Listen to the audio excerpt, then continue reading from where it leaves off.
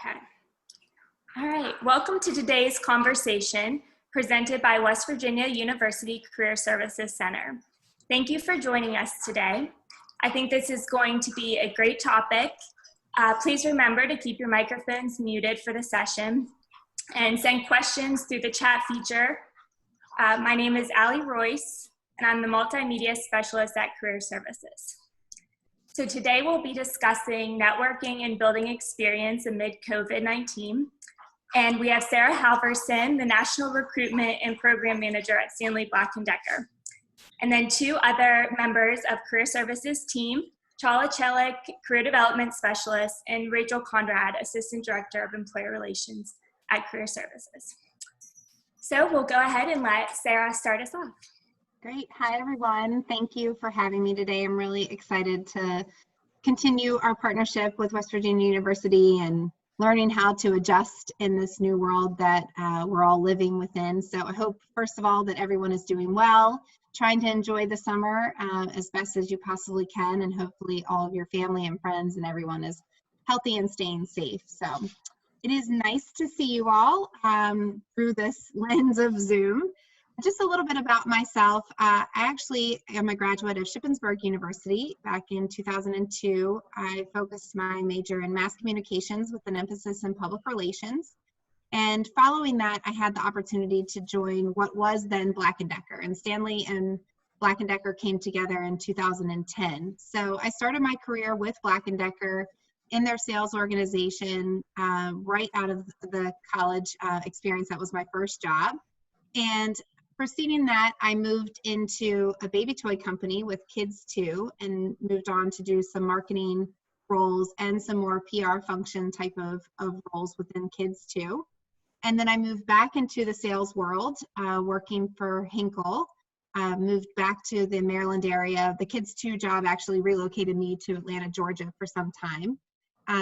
And I went and worked for Hinkle, managing really the Mid-Atlantic as a sales territory. I had 5 states. I would drive around and visit local gourmet kitchen stores and sold products to them. So that was a really fun job. And then I had the opportunity to return to then Stanley Black Decker post the merger. And I went back in the marketing world. I've done several roles within marketing, focusing in on channel distribution, product management, brand marketing. And then my most recent positions moved me really out of the world of marketing and allowed me to take my sales and marketing experience and move that into becoming a trainer at our university. So we actually have a full-scale university based in Towson, Maryland, where we bring in all of our employees as well as customers to train them on our products, to give them leadership and development training. So I worked there as a trainer for 3 years. It was an amazing experience, and it actually moved me into the world of human resources, which led me into where I am today in talent acquisition.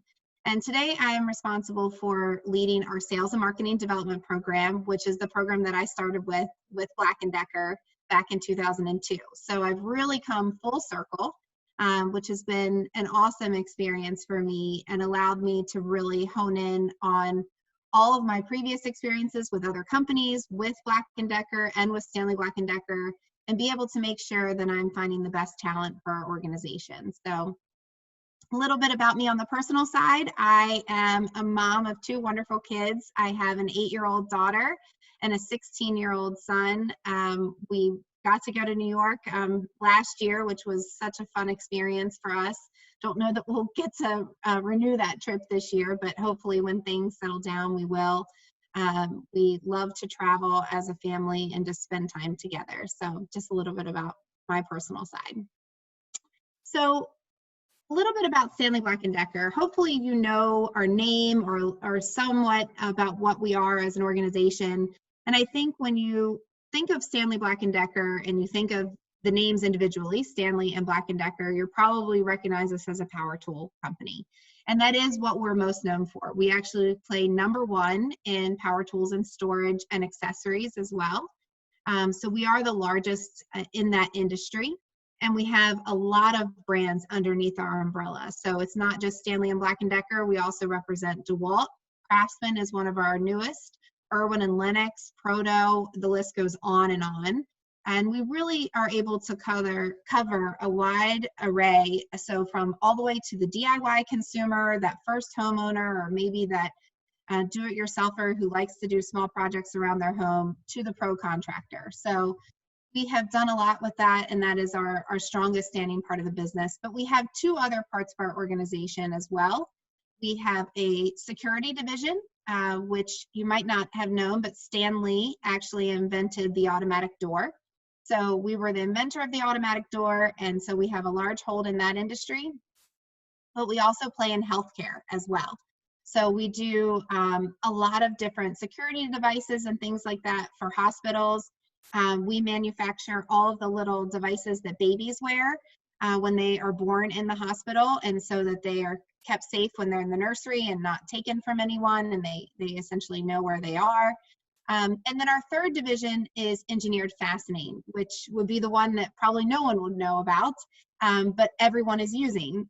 So we actually manufacture all of the screws that go into your mobile devices, as well as we manufacture 90% of the market that goes into small trucks and cars within the US and Europe. So we are just making all these little tiny screws and fasteners that hold these guys together for us. And so you're really carrying around our products and don't even realize it, which is really interesting. We are a very old company. We hit 175 years a couple years ago. We are a global company, and we employ well over 60,000 employees, 50,000 employees in 50 different countries. So we are out there. We are definitely a company that you should look at participating with, whether it be through our brands or potential future employment down the road. Any questions before I go forward about Stanley Black Decker, just if there's anything lingering out there? No? Okay, great. So what are we looking for as far as talent is concerned? So we've been partnering with West Virginia University for the past several years. I myself am responsible for that program that's initialed down there as SMDP. So that's the Sales and Marketing Development Program. But we also have another leadership program. It's called the Stanley Leadership Program, which is not sales and marketing. It's really that all other bucket. So finance, human resources, engineering, supply chain and operations. Students that are looking for a development program that is focused on those majors, the SLP program would be the route for you. So when we hit campus as a university recruiting team, we're primarily looking for interns as well as candidates to fall into either one of those two development programs. That's probably our biggest bucket of recruitment. We also have direct hire opportunities as well. But more often than not, most people are feeding in through an internship that hopefully rolls into a full-time opportunity or comes in through one of the development programs. And the reason we encourage that so much is it really creates a structured path for you early on in your career. It gives you the onboarding and the training that you need, and it also gives you really a line of sight to the career opportunities that you have within your focus. Versus coming in as a direct hire, it's still a great way to join the organization. And these development programs don't answer all of the buckets within Stanley Black Decker, but direct hire roles often need a little bit more experience, might need 2 to 3 years, maybe even 5 or more experience. And by joining in through a development program, you can gain that and then move on to one of those positions. Okay. So the topic of the day, really, how have we all been adjusting with this new way of living due to COVID? And I would say there's been some significant changes within everyone's lives, and organizations from the university side of things all the way over to corporate America have had to swiftly change and adjust. And to be honest with you, I am impressed and amazed at how fast we were able to do it. We've been in lockstep with most of the universities that we work with to stay in touch with students and really understand how they're adjusting and how life learning virtually is going, and how we can still help out schools and students that are seeking those opportunities. And as an organization, we've really had to adjust as well. Oddly enough, everyone is staying home, and now they're doing home projects. So our sales at Home Depot and Lowe's, our two biggest customers, have been amazing during this time period. But yet other parts of our organization have really had to change the way we go about doing things. So the topic of today, I'm not going to jump into too much detail here because I think we'll dive into it when we get into the roundtable discussion. But when it comes to virtual networking, your two largest platforms that you should be using is Handshake and LinkedIn. I would say as a recruiting team, that is where we are spending the majority of our time. I have some of the social media outlets there highlighted as well because they are places where you can get a little bit more of an inside look at an organization. And it's also a place where you can dive into maybe joining or following along with a page that appeals more to your personal interests or career interests, but not necessarily job seeking. And it just allows another way to educate yourself and follow along with what companies are doing and the things that they're putting out there for the public to know that might not necessarily be securing a role. How we have adjusted within Stanley Black Decker, obviously, just like you all moving to a virtual learning, we had to go into virtual work-life balance. And I put this picture here because it is very true. It is not an easy thing. We're working in different parts of our homes. I'm sitting in my basement. My husband calls it the man cave. So we have different places where we have to work. We have dogs and children and things that we have to adjust to. So it is really a true new way of a work-life balance. But I think our organization has done a nice job of, making sure that we're adhering to people's schedules, giving people time to break, making sure people aren't working ridiculous hours, because it is hard to turn it off when you are working at home all the time. The picture on the right is of a Zoom meeting. So our company is really working hard to keep us connected, even though we're not seeing each other in an office environment on a regular basis. Our leaders are making sure that they're having regular updates with us within the company. So they're holding a lot of town hall meetings and roundtable discussions like this. And what they've done is they've done a nice job of breaking it up within different parts of the organization so that the audience that they're speaking to is more relative to the work that they're doing. And it allows us an opportunity to listen to the leaders' insights of how the company is doing, what they see happening for us as we continue to move forward, and gives us that open forum to ask questions and really understand. And then we also use a platform called Workplace, which is essentially Facebook for work. And that is already been something that we've been doing for many years now, but it truly has helped us stay connected so that you don't feel like I'm on this island working alone in my home and I don't feel that I know what's going on within my own organization. It's a place where we can check in every day, still continue to post our successes, stay connected with peers that we work with as well. The bottom two are things that the company has been doing specifically with COVID. So the innovation piece, we have actually been working on 3D printing masks that are able to perfectly fit to your face. So that is something there. We also have our battery technology is working on, they've been working with 3M on how to use battery technology to operate and run respirators and ventilators as well. And then in the security division, under that healthcare side and the engineering fastening side, they've come together and started to use our fasteners in actually manufacturing ventilators and hospital beds and things like that. So stepping away from the automobile and the mobile device and finding new industries where those fasteners can be utilized. And the last one is really, it's called the Home Initiative. And this is something that our company has done for our employees to really be able to help for anyone that might be experiencing any health issues or anything like that. So there's financial help that they're giving through a fund that they've started with donations, and employees, if needed, can seek up to around $8,000 in medical bill support and things like that. So I feel like in total, when you look at all of this and how quickly we had to pivot, Stanley Black Decker has done a really nice job. I have felt secure in the job that I have had. In recruiting, I've had to adjust, and I feel like I can be transparent when I'm talking to candidates about where we are and what we're doing as a company.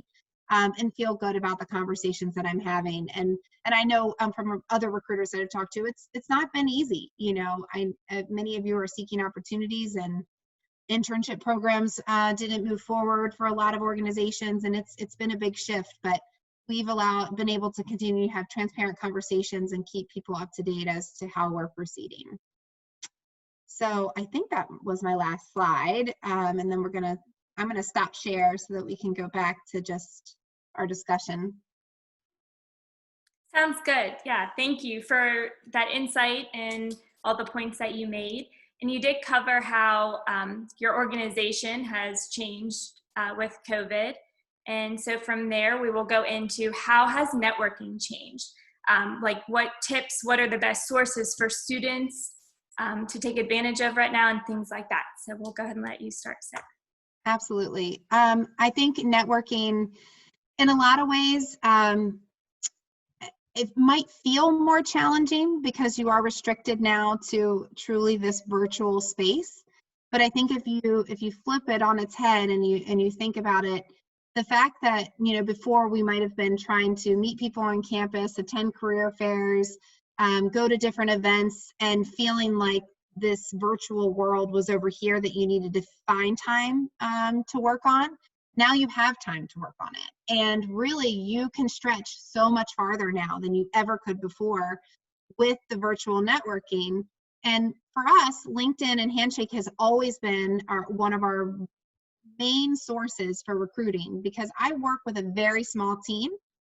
There are only 2 recruiters on my team. One covers the East and one covers the West. So we are supporting many universities across the country. So we're not physically at all of them. So Handshake is probably our biggest one, and we make sure our job posts are there. We're constantly looking through at candidates.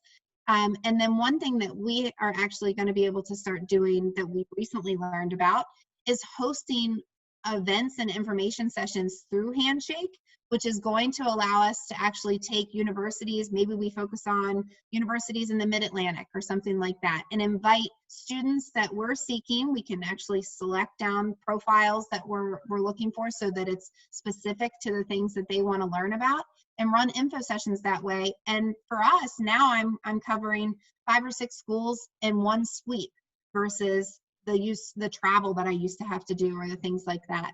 So I would look at it from the same perspective as your calendar has probably opened up a little bit. You're still obviously having to do learning and all of that, but what can you be doing in that side time? And you can connect so much more to people. And I would say LinkedIn is such a great resource in the sense of really understanding who are the connections to the connections.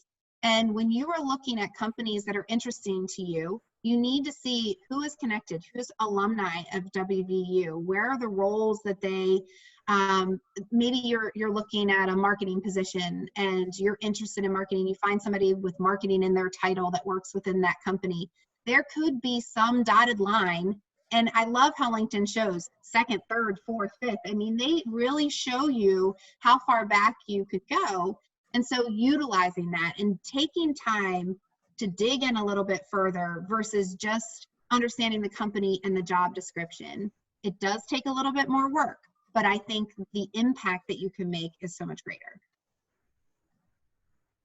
And I'm going to jump in and I'm going to second that. I always recommend my students LinkedIn, not just through COVID-19, but even during normal times. It's absolutely one of the prime that's the goal of LinkedIn, basically connecting professionals in different fields and creating that community. So I think I'm going to use this opportunity to use our little virtual event here, and I'm going to give you all an example of an effective networking. So Sarah, if I was a student and if I was interested in, let's say, Stanley Black Decker's SMDP program, did I say it right? SMDP? Yep. Right? Yeah, that program. One of the things that I would do as an effective networker is probably find you on LinkedIn after this conversation and probably send a personalized message of, hello, I attended your virtual roundtable conversation today and I gained incredible insights. Thank you so much for taking the time to, speak to us.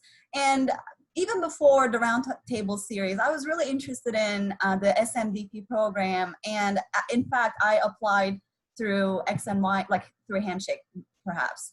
And I was wondering if you'd be open to maybe have a 15-minute Zoom chat with me, or maybe correspond through LinkedIn and give me some insights.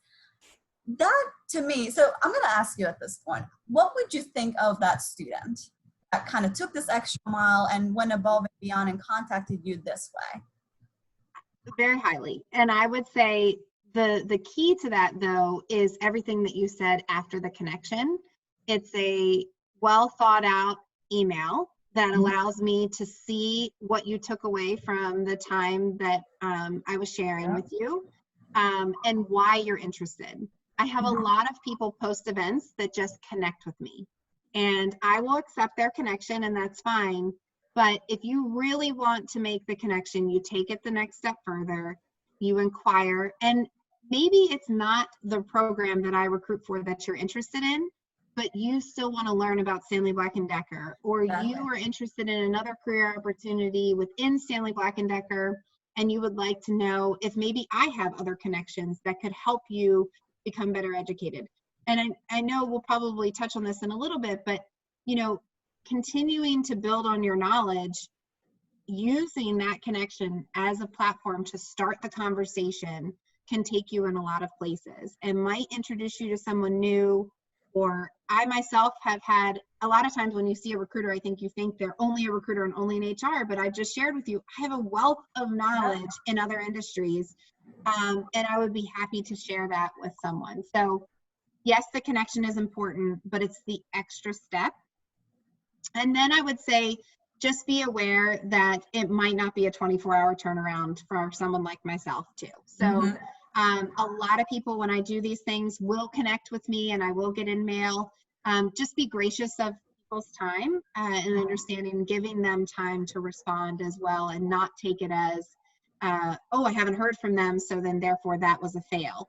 It really could just be that I wasn't on LinkedIn that day, or maybe I saved that for one particular day of the week to make sure I'm spending time responding there.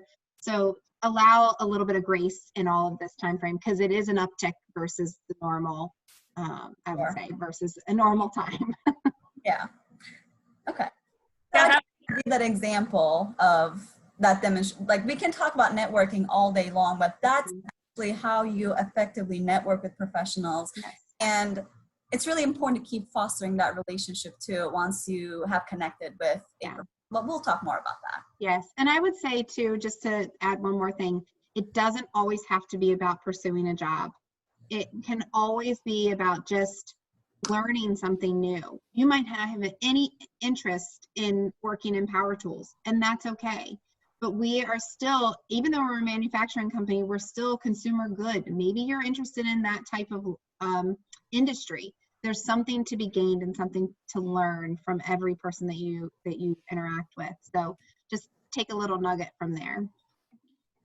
And I just want to, I was gonna say, that moves on. Rachel, you might be hinting at what the next question we have geared up about: what skills should students be focusing to improve or gain? And I think you guys gave a great example of that.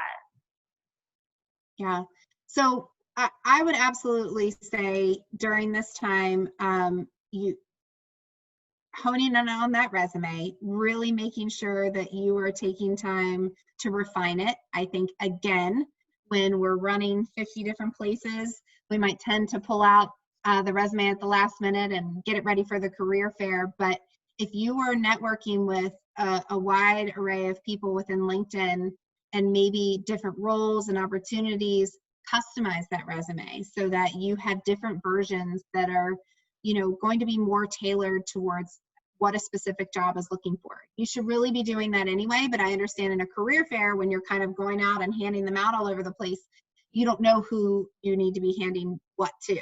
So through the research that you're doing and through the time that you're networking, that allows you that time to do that. I would also recommend, this is the perfect time to be practicing interview skills and doing things that are going to prepare you, because who knows when somebody's going to pick up the phone and call you. So we always talk about the STAR method: situation, task, action, and result when we're talking to candidates and prepping them for events. So work on, what are my greatest strengths? What are my weaknesses? How am I showing leadership? How do I work through a challenging situation? You're living in one right now. How are you working on this? How are you developing your 30-second elevator pitch, and have variations of that? Be able to talk about yourself. These are things that you can be doing that, again, they take practice and it feels uncomfortable sometimes, but get out of your comfort zone, no one's watching, and work on practicing those.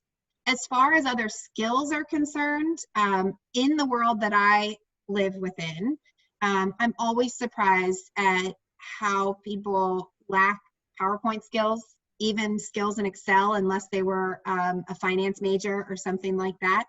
Learn those. I can't tell you, I live in PowerPoint half the time, and you do in the sales world, because you could be making a slide or something that you need to take to a buyer, or I'm making a slide that I need to show to leadership and ask for money for something that I want to be able to do, or I'm making slides to take to a university. So get good at that type of stuff so that you feel more comfortable with it.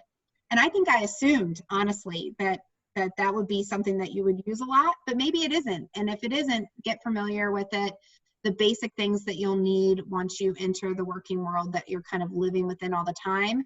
And outside of that, if there's maybe something very job specific that you need, potentially a design platform, or if you're in engineering and you need to learn about CAD drawing or anything like that, what other skills and things could you be learning on your own time to kind of accelerate you in that space?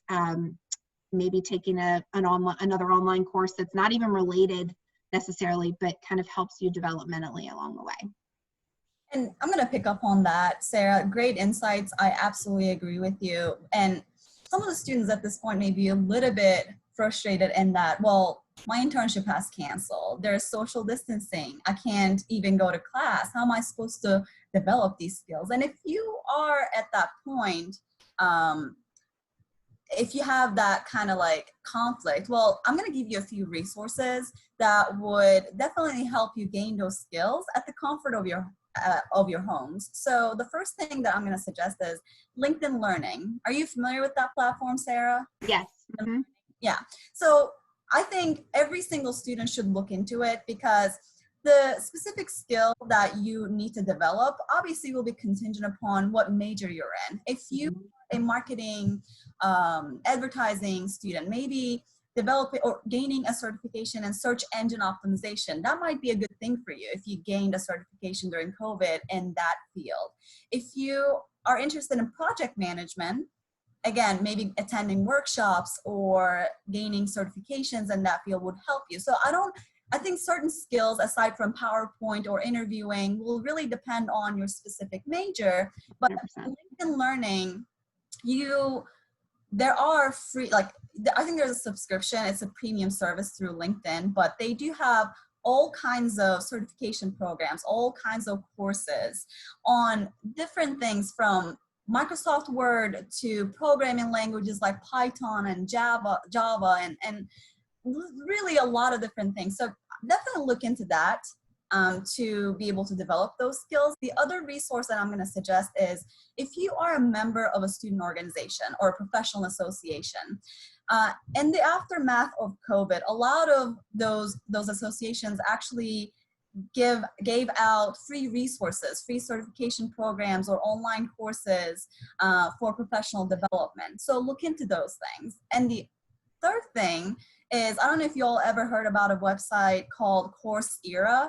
So Coursera, yeah, I call it Coursera, but it's Coursera, and they do have specific resources for professional development during COVID-19. Yeah. Free online courses through different universities, certification programs. And if you're sitting at home, if your internship is canceled, if you don't know what to do, how to develop those skills, well, these are some of the good resources for you to be able to utilize. Absolutely. And Stanley Black Decker actually has a partnership with Coursera. So it's something that is offered to all of our employees now. We just launched it. for us to go on and complete certifications and things like that. And so it's been really fun to see through our workplace platform other employees saying, I just accomplished this class through Harvard. And, and it's a 10-week course that they took. It's all online and virtual. I was searching through it over the weekend, trying to find some ones that I would like to sign up for. So your learning doesn't stop, and it shouldn't stop. But I would say, those are some amazing resources that help you. And it is a challenge in this because it is on you. The onus is on you. And it's always been on you. But I think when you're in an environment where you're meeting with people and you're working, it feels like others are helping a little bit more and pushing you along. And when we're independent here now in this space, it really is on you. So you kind of create the plan for yourself and think about, what are the goals that I want to set forward? What year am I in? What am I trying to accomplish? If it is going after that internship or making up for that internship, think about it and say, okay, I could have an interview in 3 months from now. And how am I going to connect the dots to what I have done in my college career, maybe lacking an internship, and still have that company look and see me as a viable candidate for their organization, and develop a plan for that. And I would say that would be just a great first step if you're starting at ground zero. And if you're already doing a lot of these things, add one more to it. Yeah, I think that's great feedback. And then I guess to get to that step on what to offer employers, what would you suggest and how students should build those relationships and connections that turn into those opportunities? Yeah, I think really that goes back to what we were talking about before through the platforms of LinkedIn and Handshake. Handshake is a little bit different in the sense of, I feel like when I go in there, I'm looking at my jobs specifically and the people that applied, and I start making connections that way. Where LinkedIn, I think it's a little bit easier to reach out and make a connection, and not necessarily have to have it tied to any particular job or role, and you can start that conversation. So something that we have done just to kind of help students along this path, but I would think you could do it on the individual level, is beyond that letter or that email that you send to someone, asking, could I have a virtual job shadow? Could I do some interviews and things like that? Just informative interviews. And so we ran, for instance, just probably about 2 months ago, I ran a virtual job shadow series for another university. I lined up a whole line of speakers in different parts of Stanley Black Decker. Each of them took 30 minutes of their time. We opened it up and people signed up, and they came in and listened to the elements that interested them or stayed for the whole time. And so, again, that was something that I partnered with them to do. But I don't think that you couldn't do that on your own time. Again, once you start to make that connection and just say, could I have 15 minutes to have a Zoom or a Skype call with you, or just call and ask you a few questions about your experiences, the culture of your company, what makes it a successful person that works there, those types of things. And be very clear on what you're looking for, be cognizant of people's time, be respectful of that, put all that type of stuff in your email, and I think that will help lead to a yes faster than a no. If you're too vague, I think it feels overwhelming to the person on the receiving end. So anything else you would add? Great insights. And one thing that I'm going to add on that is, whenever you initiate contact with someone or create that network, remember that networking is not synonymous with selling or getting a job. It's about that relationship. So keep fostering that, especially through these times. If you already have networks in your LinkedIn or in your connections, maybe reach out to them and ask, hey, I know we're all going through difficult times. How are you doing? Are you safe and healthy? And maybe during holiday season, reach out to these people and say Merry Christmas, so that you are not only reaching out to them whenever you need something, when you need a job, but it's a consistent process so that they're not going to be weirded out by the fact that, you reach out to ask for a position or maybe make introductions to someone who is in their network. So absolutely, that'd be my addition to that. Just to add to that real quick, as WVU students and alumni, we also have the privilege of having WVU Connect, which would connect us with other alumni. So if you're just looking for a mentor or just somebody that lives in Utah, you have the opportunity to go on there and find those connections through that service as well. Great. Yeah, those are great resources. The next question, if no one else has anything to add on that one, are what are the alternatives to getting an internship? And then what kinds of volunteer work would look best to do during a time like this? Yeah, absolutely. I know the internship is a challenge, and for us, again, transparency, we had to cancel our internship program. So we normally have about anywhere from 70 to 90 interns in a summer. And so it was very painful to have to, we had made all the offers and everything. So to place all of those phone calls and to have that conversation was really difficult. We've been actually doing a lot of sessions like this with that intern population, though. It is of their choice to attend, but we're essentially having different speaker series conversations throughout their 10 weeks that they would have been with us. And if they're interested in jumping on, they're welcome to do that, just to try to give them some of those elements that they would have received without necessarily the full internship. But if you haven't had that internship experience, and you have time to gain it, I think that you could find ways to connect potentially with an organization and find that mentor or find someone who might give you that interview. That's a great way just to gain that insight that can maybe help you connect the dots as you prepare for an interview or a role that you're looking for. As the school year is coming, I think regardless of whether you're in a hybrid, all online, you have great student organizations, and if you haven't already become a member of a student organization, I would hope that they're still going to be running in some capacity. You should become a member of one and find a way to get involved. You do not have to hold a leadership role to have leadership experience and to make an impact. You don't have to be the VP or the treasurer or something like that. There's ways that for you to get involved, for you to learn, for you to build on the network there as well. And again, have some really great experiences that can help connect you when you, again, get into that interview type of environment and you might not have a specific job to tie back to. If you're working during this time. Sorry. Oh, I'm sorry. No, you go ahead. If you're working during this time, I think that you need to take credit for the job, even if it's a part-time job, the job that you're doing. You are still working, you are a student, you are managing a lot of things.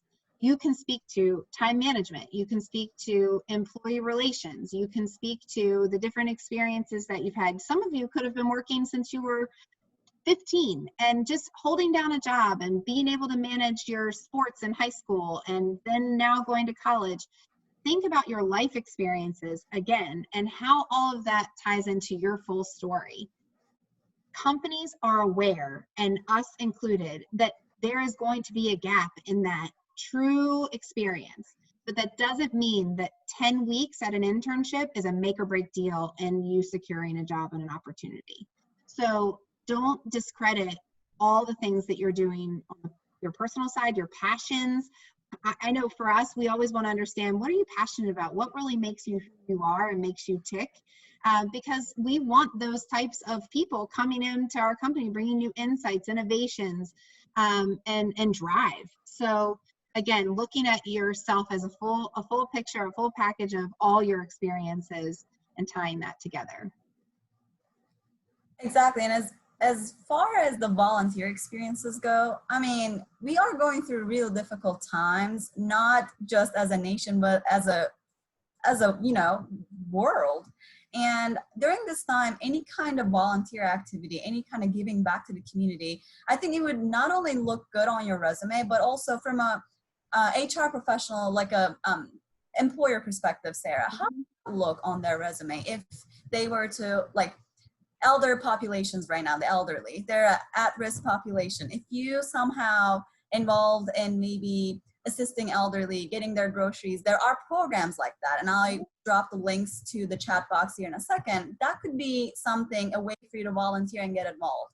The other thing is that schools are shut down, and a lot of tutoring websites that would allow you the opportunity to give back to the community and maybe help those students get the education that they need online, or the tutoring that they need online. The third thing that you can actually do, it just slipped my mind, but there's another thing that I'm going to add. But Sarah, how would you feel about seeing these things, these type of involvement, community engagement on students' resume during COVID-19? Because we all know that that gap will exist. So if you saw someone kind of trying to mend that gap with activities as such, how would that look for that student? I would say it would definitely look good for the first visual presence, but it's more about what you do and how you articulate that as well, and the impact that you make, that I would say makes more of an impact when I get into conversations with candidates, because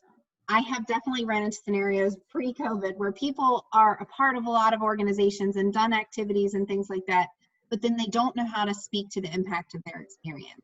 And that's where I go back to, you need to be able to, it is beyond selling yourself beyond that resume.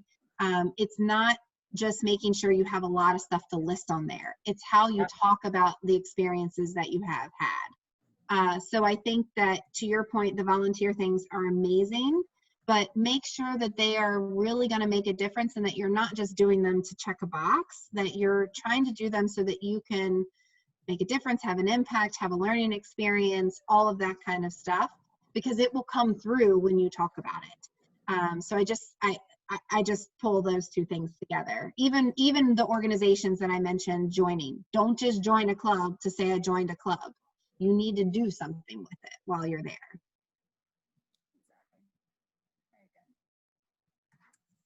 Yeah, that's great feedback.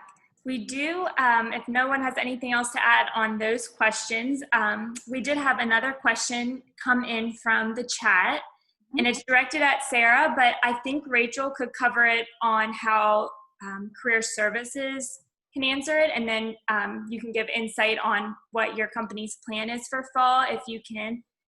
So if you would usually go to career fairs, do you see your company going to any at all this fall? So we are actually in the process of building our calendar now, and the answer is yes. But it's all really based off of what the universities are doing. So most of the universities that we go to have already announced virtual career fairs. So we will absolutely be in attendance to the virtual career fairs. Some are doing in person, and if I can be in person, I will follow protocol and try to be there to support. The challenge will be, I think, that our company in particular sees, and I'm sure other organizations will fall in line with this, is, the traveling to them. So if I could drive, I think that I will gain more approval than if someone is saying they want to put me on an airplane and have me fly, and then does that make me have to quarantine for like all of the protocols around it. So that I think you could run into what different companies' regulations are going to be. So I think we will try to stay local if it's in person, absolutely be there in full force from a virtual side of things. And I am offering, as many opportunities to get in the classroom, either virtually or through events like this, just to stay connected and still let people know that we're here regardless. Mm-hmm. And so WVU is hosting all of our career fairs virtually this fall in an effort to keep everybody safe, and so you don't have to quarantine for 14 days. So on Tuesday, September 29th, we will host our Agriculture, Natural Sciences Career and Internship Fair. On Wednesday, September 30th, we will host the WVU Career and Internship Fair in conjunction with the Chambers College of Business and the Health Careers Fair. And then on October 1st, we are going to host the STEM Career and Internship Fair. Those will all be housed on Handshake. So everybody already has an account, so we'll see everybody there. They are from 10 to 4 each of those days. And we will have lots of opportunities before those career fairs for students to prepare through various activities. Yes, lots of change, but it can be good change too, because students will have the opportunity to interact with more companies possibly than waiting in line and in person. And it's definitely new territory for all, but no networking or experience to be left behind. I'm going to add something to this though. This should be for any career fair. If you know the companies ahead of time, you need to research those companies. And that's something I'm sure you've heard beforehand. You should research and know who you want to go and visit. But please understand that in this virtual world, it is that much more difficult, especially a lot of these platforms regulate the amount of time you have with a student. Know who the company is. Do not walk up and say, tell me about Stanley Black Decker and what you do. Because to be honest with you, we will not have the capacity and the bandwidth to sit there and give you the background of who we are as an organization and what we're looking for. The jobs will be posted. All of that information is out on Handshake. Read the company profiles, see what jobs are posted out there and tied to that. You have to do the research ahead of time. You all are using Handshake, which is fantastic because it's going to be video, but I've been on other platforms where I'm literally in a chat box and I could have, the last one I did, I had up to 10 chats going at any one time. And so if someone was coming in and asking me who Stanley Black Decker was, I actually asked them to exit and go read the profile information and then return if they were still interested, because we just do not have the bandwidth to be able to do that. So do us a favor. Even if you did, Sarah, even if you did, no student should go into a career fair, even live, and ask the question of, hey, what do you guys do? No, you should. It's a very common thing. Yes, because if the goal, I think the first step in networking is making a good impression. Mm-hmm. That initial 30 seconds to 1 minute, it's essential. And if you utilize that time frame asking, hey, what do you guys do? You're not going to make a great impression. So always for any type of event, whether virtual or in person or Zoom coffee or even LinkedIn connections, like whenever you send that initial message, be prepared and know that company like the back of your hand, at least what it is that they do, and try to conduct yourself in a very marketable fashion, because again, that's the first step in effective networking and making that great impression. 100%. Yeah. Yeah. So I'm not seeing any other questions in the chat. So I guess how we could end this session is if each of our experts today could end in a piece of advice that they would give a new graduate or a current student. So if Sarah wants to start, and we'll go around that one. Sure. I think right now, just be open and be flexible. I think that we all know that unemployment is very high right now. We all know that companies are making adjustments and changing. So just be open in your search. Maybe take on new avenues that you might not have particularly wanted to explore if you were in a kind of a regular environment of your search, because you might come across something in an opportunity that might not be here forever, and that's okay.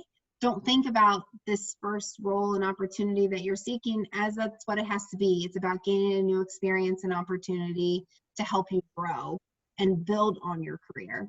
But be open, be flexible to opportunities, be patient with organizations as well. As I mentioned, that transparency. Right now, when we're engaging with candidates, we are right out of the gates letting them know, I don't have a job to offer you today. We are really building our pipeline for the fall. That's what we're doing right now. So we do a lot of our interviewing in the fall timeframe to really hire into our development program in the January 2021, and then again for May graduates in the July 2021 timeframe. So we're in a pipeline building phase. So if you are potentially a May graduate, don't then say, oh, well, I can't do that. You don't know where you could be still 3 or 4 months from now when I'm really ready to start, and maybe you're that January 2021 hire. But still keep your eyes open to opportunities. And we absolutely want our candidates exploring and finding the best fit for them and for us. So, just open, flexibility, and patience. Great advice. And I think mine would be, this time frame will really test your persistence, because we're going through a really negative time frame with COVID-19, and you're going to hear no more often than you would under normal circumstances. And you may have job offers rescinded, you may have internships canceled. And I think during this time you need to work on staying positive, and learn how to roll with those punches. And whenever you feel maybe defeated, or it may look like there's no opportunity for you anymore, or things are like going really bad, you really need to see the light at the end of the tunnel, because whatever you're going through, I am going through, she is going through, we all are going through. So stay positive and learn how to develop those skills of resilience, because this is the time to do so. And going through life, you will face these negative instances, and this is unfortunately going to be a good simulation for new grads to develop those type of resiliency skills. And the other thing is that while you're at home, it doesn't mean complete isolation. If COVID-19 happened 20 years ago, let me tell you, the landscape would have been a lot worse. Have internet and technology. Use LinkedIn, use Handshake, use your resources. Conduct informational interviews with professionals like Sarah or any other HR representatives that you may connect through LinkedIn or virtual interviews, and say, hey, can we have maybe 15 minutes over Zoom so that I can ask you questions, or any type of networking techniques to allow you to use these online resources. So I think that would be my 2 cents. Stay in there, hang in there, stay strong, and things are gonna get better. I would just add that it is absolutely okay to ask for help. If that's your family, if that's your friends, faculty members, just ask. Also, WVU has a numerous amount of services available for students, and just my plug of our office, all the career resources that you could possibly need at WVU Career Services. Great feedback. I don't see anything else in the chat. If no one else has anything to add, I'll go ahead and close this session with, we really appreciate all of you being here today. We appreciate your expert opinions, Sarah and Çağla and Rachel. Again, this is West Virginia University Career Services with today's expert, Sarah Halvorsen from Stanley Black Decker, and we had a great time today. So thank you. Thank you. Thank you, Sarah. Bye, everyone. This is great. Thank you. Bye.